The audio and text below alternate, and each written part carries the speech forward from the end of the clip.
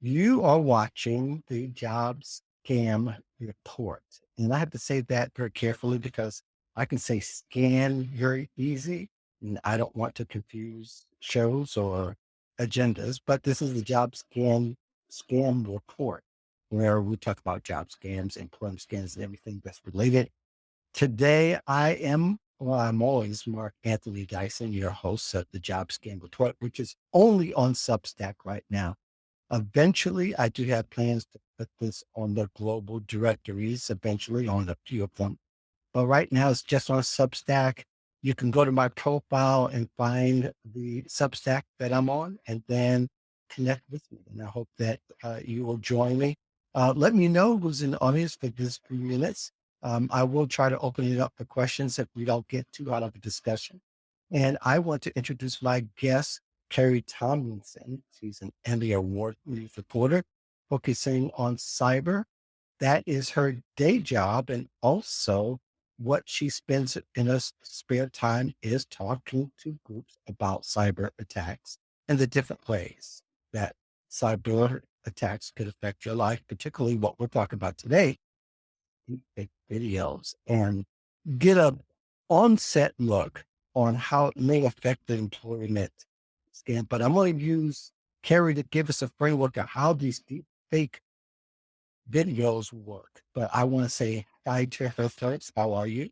Hello, lovely to be here. Thank you so Oh, much for having me. thank you. And this month you were telling me that you've done 45 talks just in October about Exactly. cyber Yeah, scams. exactly. Trying to reach as many people as possible. Yeah, I thought I was working hard, but I'm afraid that now I just have to go back with my 12 talk between my legs and get Oh, to the no, no. work. It's not a competition. Well, In the no, it's sickness, not. not a But you've been, competition. but you've been doing this for some years, though. You've been talking to groups and you've been writing about uh, in this space for a long time. Probably about 10 years now, I have been focusing on cyber. I was a TV news reporter for many years before that. And then about 10 years ago, I decided to focus on cyber because of what I saw coming in front of us.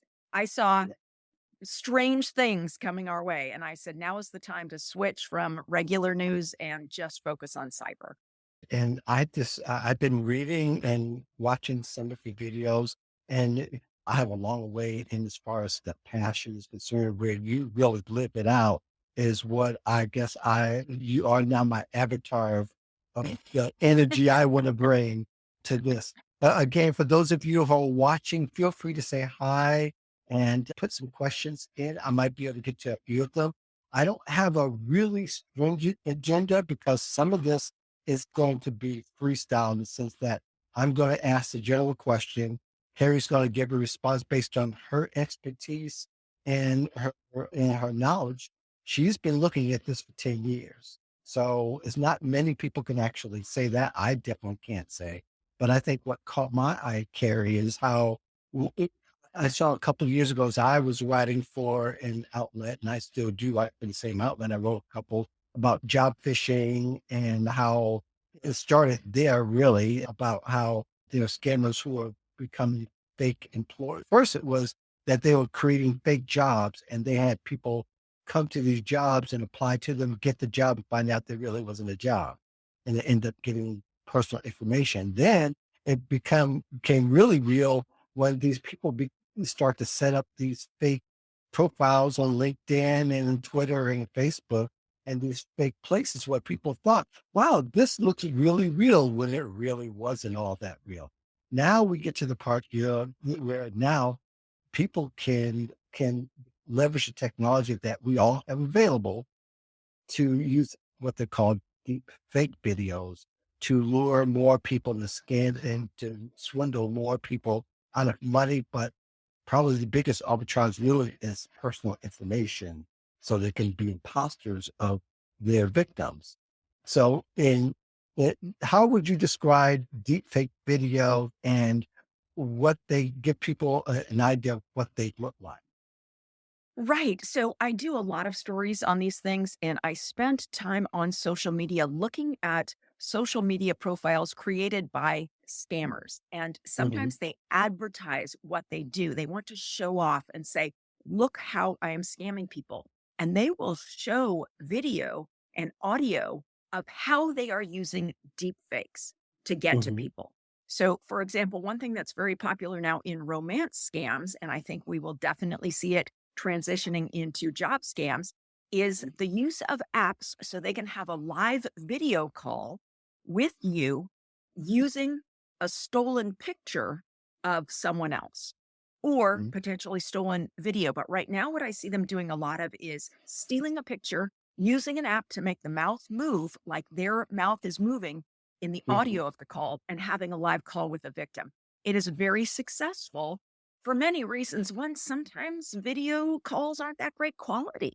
And Right. sometimes you're distracted. It's on your phone. So you're doing something else and you're looking at it and you're moving all around. So you don't necessarily notice that the quality is really bad. The other factor with that, which plays hugely into job scams, is I interviewed a psychologist at Arizona State University. His name is Michael Barlev. And he said one Mhm. way that deepfakes work is because we want to believe they're real. With a romance scam, you want to believe that person who says they love you, you want to believe they're real. With a job scam, we need a job. We want to Mhm. believe that is real. And that is where job scammers are going to have some success. And so that's where social engineering plays in because it plays on people's emotion about how they want something to happen really bad. And in most Right. cases, especially these days where unemployment, there's people who feel anxious. They want to move on from the current situation.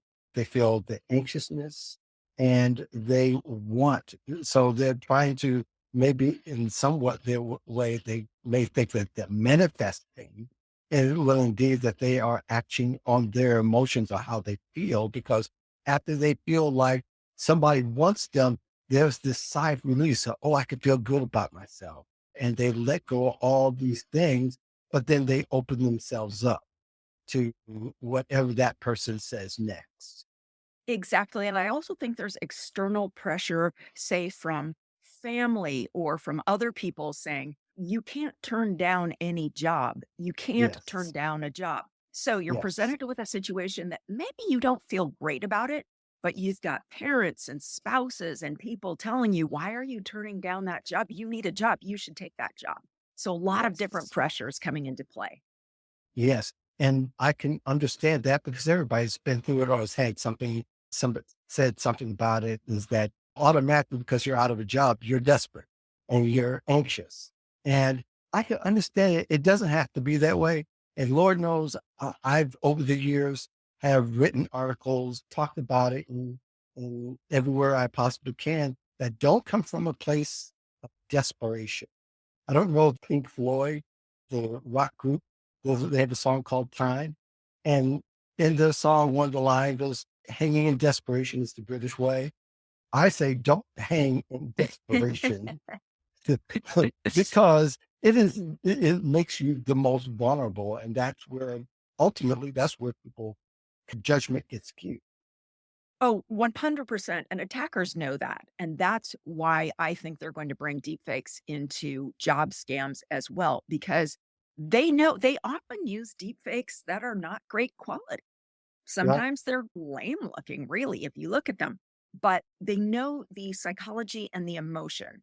They like to choose job seekers because they know you have that desperation of sometimes it's a severe financial desperation. Like, how am I going to pay the rent? And then, as you mentioned, the emotional of, I feel like no one wants me. And now here is someone who wants me. That's a very powerful emotion. And that's very hard to get over. Attackers 100% know it. As a matter of Mhm. fact, there's a case I talk about a lot in my talks, which was a case actually where spies from another country created a fake business in Washington, D.C., and a fake profile on LinkedIn, and then advertised a fake job. And one of the things that they Mhm. asked the people applying for this fake job was, are you having financial troubles? Because they know if you're Mm. having financial troubles, you're going to justify things like, oh, the business is registered in Washington, D.C., and that wouldn't happen unless it was legitimate. And they're on LinkedIn, which probably means they're legitimate. Attackers know it. So it's better if we can figure that out ahead of time. So when they start using not only the tools they're currently using, which they're very successful with, but also Mhm. the newer technology, we are going to need to be a little bit more aware of how the attackers are pulling off their tricks so we can Yeah. short circuit that attack. Sure. And these days with artificial intelligence, and I don't mean to blend the two, but I guess we can't help it, is a lot of companies are starting to use AI or these videos, as you stated, that those are a part of deepfake videos. They're using them to up front to have interviews and job interviews, and before they actually see someone in person. So I you absolutely can cannot stand that. I am so against that. and but I understand on the hiring side, it saves them time. They can read out a lot more people because I understand as well that 400 jobs, 400 applicants in one day is realistic for one job. The first 24 hours is posting. So recruiters, hiring managers are overwhelmed and they're trying to dwindle down. That's one of the ways they can filter through after they see all the people who really qualify and don't qualify. But they put another obstacle to at least find out who's basically qualified, at least on the lowest level, to have them in, or whatever level they decide, whatever that looks like. All that to say is that they're using to filter out the candidates that they don't need to. But there's problems with that as well on both sides. And I'm looking at the employer side, they want to make sure that they don't get a fake employee. I get that part and I understand. But the other part is job seekers need to be much, even more shrewd in making sure that they're not applying to a fake employer and that they notice the signs from the get go. And that's where deep fake video will come in. They had their first one if it's with a smaller company, they're looking at the smaller companies look for great bargains, right? So Right. they're going to hire somebody who's not, who's a fake employer, who's a fake vendor to do these things. And they're, instead of helping them with the candidates, they're going to be swallowing money. No, I am absolutely against the blurring of the lines right now. I think we're in a state in our society where attackers are much better at utilizing AI and deepfakes than the rest of Hmm. us. And Right. if we start blurring the lines without being very careful about it, I think we're going to make it so easy for attackers to get us. So Yep. I'm against blurring the lines for sure. I think, and I think employees need to be much more interested in this conversation globally in the sense of, yeah, you want to do this, but there needs to be a distinct difference between you and the person that's trying to swindle identity and money. That's why I think, as far as the why should a job seeker care, they could be somebody could they could be them, apply to all these jobs in them in their name, and also, but also, even if they're not doing that much, they could fall victim without being as conscious as to what could actually happen to them. So I Right. think, And that is definitely happening, and we're just starting to hear reports where they're using deep fakes in that regard. So what we mhm, do know is that the US government has warned a number of times about fake workers from North Korea and other mhm, countries uh, trying to get jobs and successfully getting jobs as remote workers, especially tech workers, and getting access to things. This was such a big problem that mhm, the US started warning people about it back in 2022. Again in 23, there were some warnings about this happening. And what those people do when they're trying to get a hold inside some US companies or other countries around the world is they use someone else's identity. Now, in many mhm, cases, in what we've seen in the past is they are doing it with the knowledge of that other person, where the mhm, person who is letting them use their identity is allowing this to happen. But we're starting to hear mhm, cases where they're not allowing it to happen. And in that case, we're just starting to scratch the surface of this, but hearing situations where someone is making a deep fake video of you and then applying to jobs. I haven't yes. seen a lot of reports of it, but I do think that is something that we want to watch for. Very difficult because our video is out there on social media, our voices are out there on social media, and if someone wants to grab that and use it, it's hard to combat that. It's already where scammers are using pictures of somebody else to lure victims into these scams. It's all over LinkedIn, it's all over Twitter, it's all over Facebook. From what I understand, I don't use Facebook like that anymore. But I think that people need to understand that one, although it happened in Korea, what happens over there, eventually it starts to trend over here. And then it becomes a little bit different. Although in some instances, a lot of companies that are global where it's starting to happen, when you see some things happen, if it's happening in the office of Microsoft over in Singapore, don't think for a second it's not going to happen in the offices here in the United States. So, And we've already seen it. We've yeah. already seen that with a company called KnowBe4. Maybe all of you are familiar with that particular case, Mhm, but KnowBe4 is a cybersecurity company, and they actually hired a spy from another country. Someone they mhm, used it was not deepfake video as I understand it. It was a stock photo that they deepfaked, a still image to make it look more like them mhm. so that they would apply for the job. And they applied for the job and they got in and they started to do damage. And KnowBe4 has actually written a blog post about it if anyone is curious, and you can find out more about how it happened. So it is definitely happening. And they're not the only one. There are lots of other US companies who are facing this kind of fake employee trying to get in. Mhm. That's insane. Let's move to the next part of our discussion as we talk about, I think we've already started talking about how attackers are beginning to use deep fake videos. But I think one of the, I think that people have to start taking a little bit, instead of leading with trust, they have to lead with suspicion now. Just because somebody has a website, somebody has a LinkedIn profile, someone has a presence online, doesn't mean that they're all good to go all in on to trust with your personal information, because you're thinking your job and you're thinking that personal information isn't anywhere near as important as your job, but that's your greatest asset these days. And it is very easy using AI to spin up a fake website, a fake LinkedIn profile for that matter, Hmm. but it's very easy to do this with AI.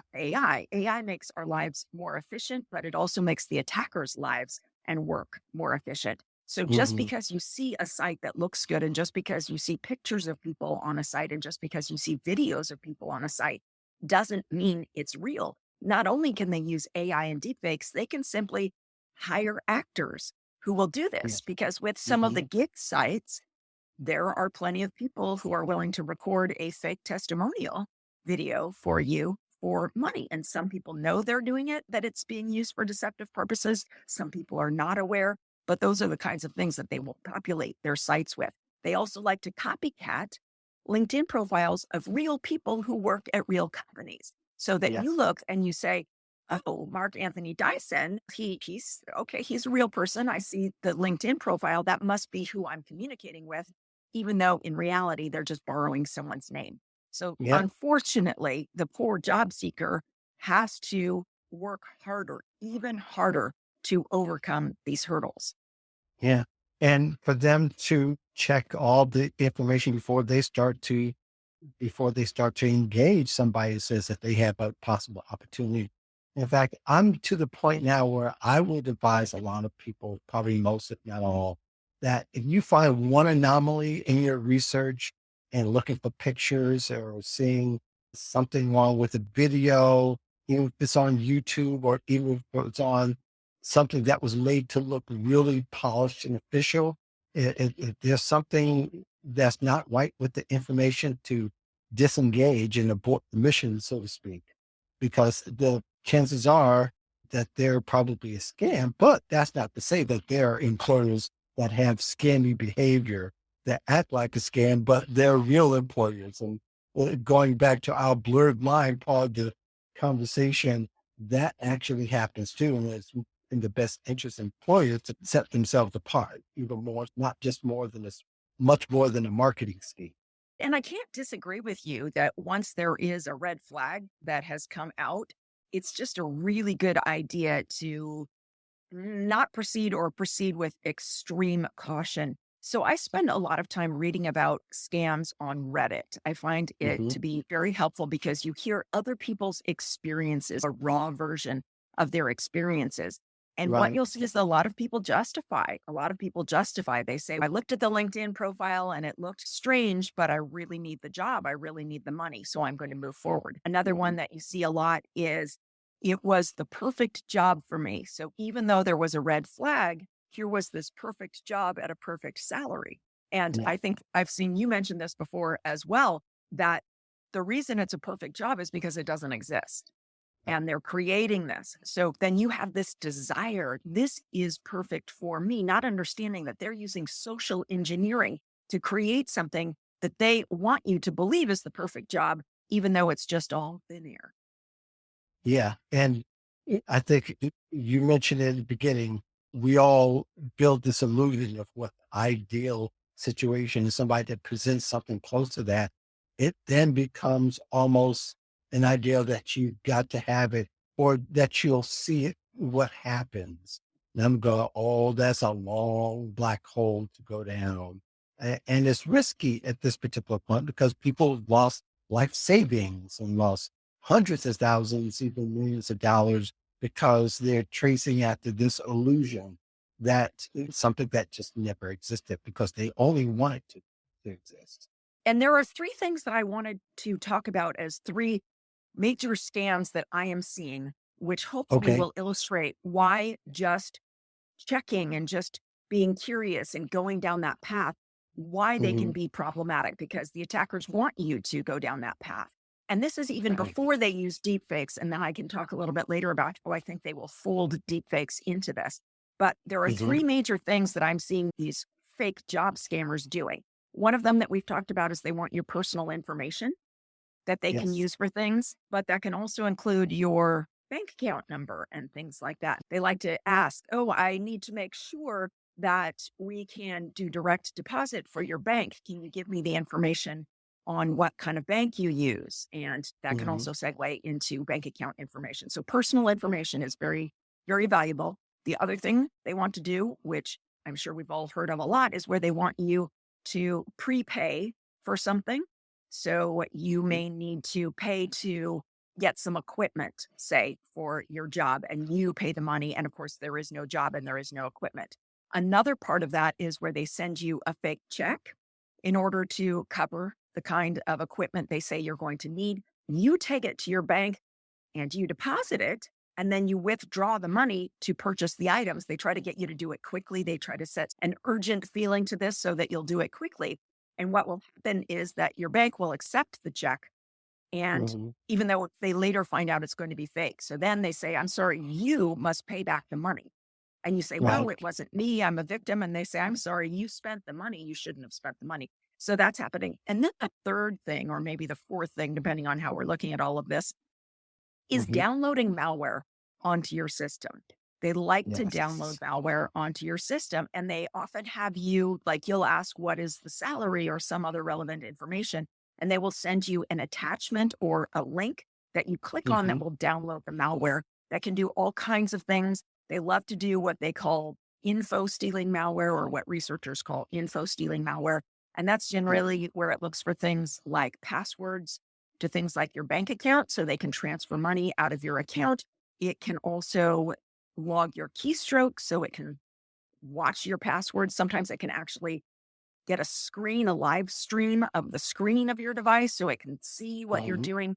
And then they can sell that on the underground market to other criminals. So people who say, I don't have any money, therefore I'm not a target, unfortunately, they will wait until you do have money. And since they will already have control access to your system or some other criminal who bought it on the underground market, then you can be in trouble. So that is why the concept of just checking things out and just being curious and just seeing where this takes you can be careful if you fall in any of those traps. Yeah. But it's so much of a risk. It's a motorcycle ride down a steep mountain. You really are chancing something to actually happen. And you're probably familiar with Frank App, the To Catch a Thief guy, and who's now a crime fraud examiner. That's what he does. He's studied for the last 45 years. But he says that scammers probably have about 98% of your information anyway, for the fact that your bank accounts or your social security rate, you make that accessible along with some other information that sometimes people take for granted, like their birth dates, their wedding dates, work anniversaries even are somewhat questionable because they again you're giving them ammo to be you. So the more ammo they have, the more they can beat you in different settings. They can ransack your credit, your credit, your bank account, buy things in your name, try to buy property in your name. And then next thing you know, you can't get anything because you never did all these attempts, especially if you don't know and never report it. So nobody ever looks or even thinks. So there's just a long tail of accidents and incidents that happen. That's true. And at some point, I would love for us to talk a little bit about solutions because I don't want Yes, everyone to be that was next. disillusioned for the poor job seekers who may be listening to this and maybe saying, oh my gosh, it's hopeless. I do want to add the way I see deepfake video, the way I believe it is going to be used from my experience of seeing all this. Mhm, What I'm seeing is that right now attackers don't need AI. They don't need deep fake video because they know that they can manipulate the poor job seeker, the poor desperate job seeker, and make them mhm, do things like download this malware, or the fake check yeah, scam is huge and is very successful. But attackers are innovative. They like to use AI. They think it's fun. They think it's more efficient. They think it makes them cool. So I can definitely see that they will fold it in this way. One sign that we always talk about with job scams, something to watch for, is when your interview is not a face-to-face interview, either virtually or in mhm, person, right, and it's just done by chat. And so a lot of times job seekers will be told, okay, we're going to have your interview today on Skype at such and such a time, and they show up all ready to go, and it turns out they're just doing Skype chat, which kind of throws right. you off because you were ready for a video interview. And so for Zoom, a lot of people, yes, same yeah, thing. So they do it by chat. And so for a lot of mhm, people, they go ahead with it anyway and they're scammed. With other people, they say this is a red flag, I'm not going to do it. But where I right, think attackers are excited to add in AI is to turn that chat interview that raises red flags. I think they will be excited to try out AI to do video interviews to overcome mhm, that hurdle, to overcome that red flag. So that is something that we need to watch for. I think that will be used a lot for ones where they're trying to get you to download malware or prepay for something, or the fake check scam. I feel like that is really where it's going to come into play. So that means if you do one of these interviews, you want to make sure not to click on links or download anything that they want you to download, and also to watch out for the check that they're sending your way that they want you to deposit and then send them the money. that's excellent, and I think you alluded to something, a term that I think in talking to Mark Evans, again, we both agreed, and I used the term hacking a human. That's what ultimately it is easier for scammers to hack a human than it is to go in and try to break in someone's personal computer. But yes, it is a gift to them, even if you don't go through a scam. Because I've heard a lot of people say, I didn't fall for it, but you went to the site, you went and looked around, and likely they have installed some malware, some spyware, some kind of virus to track your moveabouts. Because again, it's about the data. It's all about understanding how you move so they can mimic that and they know where people are going. So all of that to say is for a lot of people, they've already given a lot of ammo without even understanding that they gave ammo to the scammer to do that. And I think people need to start being a whole lot more cautious and start researching everything and everybody and vetting every part of their interactions to make sure they're not, even if somebody is calling from seemingly a legitimate company, you better start checking out everything that person says and even check out the person. And maybe even somebody who might refer you to a company, refer you to a job.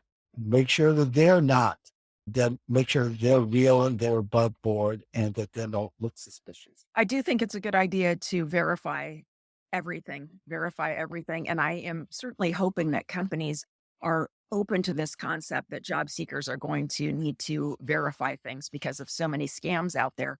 I do worry that companies, for example, if they are going to try using an AI avatar or make people submit videos to get a job, which I just find Mhm. horrifying and awful.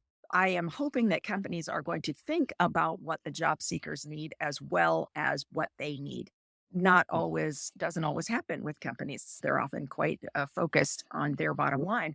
But I Yeah. do think that the system is broken. The way we have job seekers try to find jobs right now online is broken. It's ripe for Mhm. disaster and it's not helpful. And I don't think it's helping the companies either necessarily, because as you said, now they have to wade through all of this stuff that they're trying to figure out what's going on. So unfortunately, the burden is currently falling on the job seeker to have Yeah. to verify things. And I think that is going to have to be a skill that job seekers develop. And who knows, maybe it will develop into an actual job as you develop those skills, which are valuable and are marketable. And especially if you I can explore see that. AI, which I encourage people to explore AI because we don't want the attackers to be the only ones who are good at using AI. So I recommend that people explore it. You can get a free account on some of these platforms, and some of them are free. You don't even have to make an account, and you can use it and explore it, practice asking questions, get good at, they call it prompt engineering, get good at Mhm. that and build up those skills. And that can be a part of your marketable job skills and the sleuthing that you do to verify things. That's all good stuff. So it will help you and eventually it can end up on your resume. Yes, and I really think that too, that employers might be a little scared to think that if they see and they sense that people are making themselves vulnerable, that it also can work themselves or work against them in their employment hunt. All because if they're one, people tend to uh, be too transparent on the social networks and telling the exploits. And I think people have to be a little bit careful, especially if they're careless about giving personally identifiable information or telling too much about what they've done wrong and all that. Those could be employers have used it. We've seen it for many years. Scammers are also using it. But if an employer is looking at it and say, this person could put our company at risk because this person is a little reckless and giving a little bit too much information. And especially if you say, I've been scanned 3 or 4 times. So if you work cybersecurity, so what does that say? But having said that, though, I will make the point that even people who work in cybersecurity have gotten scammed because the scams have become so close to your thing that it is that those lines are blurred, like we talked about. My what I tell people is there is a scam for everyone. So no matter what, no Yeah. matter how clever you think you are, there is a scam that will get through your defenses. And what I mean by that, I use that in a situation where people are derogatory about scam victims. And Right. they say, they're so stupid. I would never fall for that. And as a news reporter for decades, I hear this a lot. And Mhm. it's a survival response that people have because if I can say you're just stupid, then I don't have to worry about it and I don't have to stress about a scam. And that is destructive in many ways. Number one, there's a scam for everyone. So if you say, oh, that person is stupid and I'm not, then you are just ignoring the fact that you could get scammed and you may not protect yourself. And it's also being negative toward victims who are other humans who you're going to end up in the same position as them. And do you want people to treat you like that?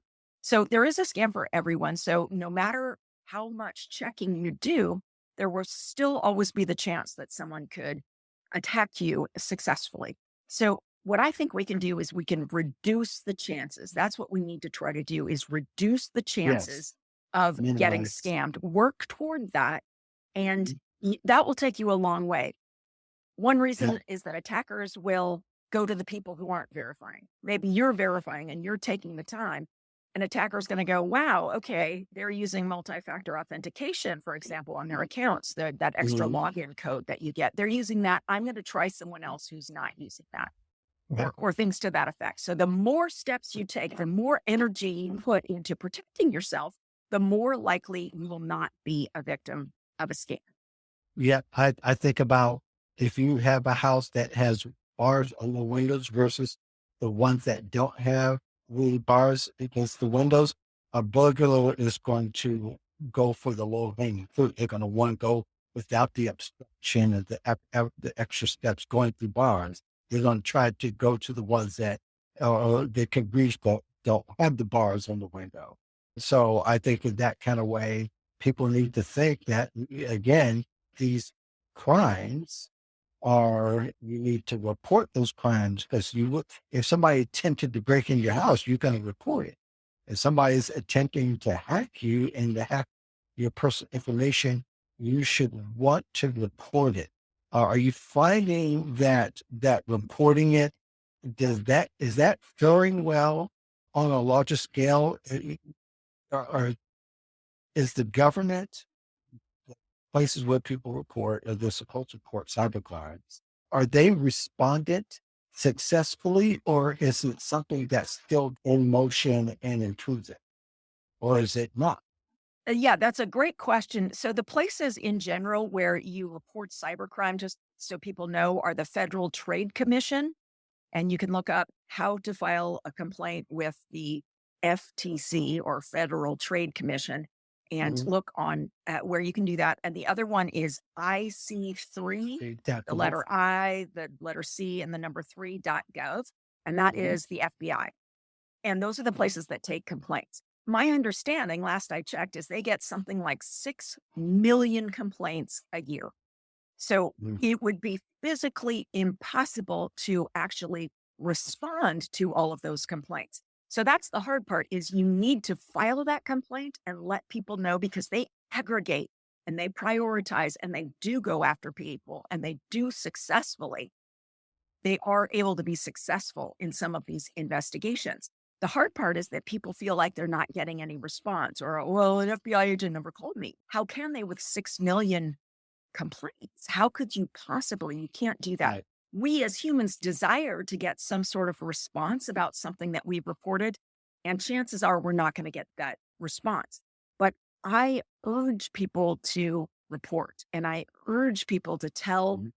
other people about it because the more Mhm. we share about it, the more we can be prepared. If we know that kind of scam is out there, we're more likely to be able to say, hey, wait a second, maybe that same thing is happening to me. So I need to be careful. Right. So even though you may not feel like you're getting a response, maybe you report it to Facebook and they don't take the page down. Maybe you report it to LinkedIn and they don't take the page down. I say continue to report, continue to share the information because other people will share their information with you and that could save you one day. So, as a community, let's try to raise that awareness and share information about what's happening. Excellent. Carrie, I do appreciate you spending some time with me. Probably we probably could have covered a whole lot more. I would love to eventually have you back Oh, on the sure. show and to catch up. And maybe if you have some breaking stuff that we could even hop on for a few minutes to talk about it, I'd love that. If people are interested more in what you do and the reports you're writing and the reporting that you do, perhaps maybe they're able to attend some of the places where you speak and appear. How would they follow you? LinkedIn is probably the best place. LinkedIn is great and YouTube are great. So, LinkedIn is Carrie Tomlinson, and then YouTube is Ampere News, AMPERE, like Ampere. It's a unit of electricity. Ampere is the Mhm. sort of foundation of our digital world. Ampere News. Excellent. Thank you so much for joining me here on the Job Scan Report. For the rest of you, thank you very much for that. We're going to be back on Thursday with another panel with Jay Jones and Ashley Price. support me. We'll probably, I'll have them comment on their interview. I may even try to play a clip or two from our conversation. A little ambitious, but I think that'll be something that people get a lot of value out of. And if any of you have some questions, still, even after looking at this, feel free to put that in the comments and we could try to get back to you and by answering it. Because I know Carrie's on LinkedIn regularly. So that's how we able to connect. And again, thank you all very much for joining us. Signing off, and you can actually find my channel on YouTube if you want to watch a replay, or stay right on LinkedIn where you can replay it there as well.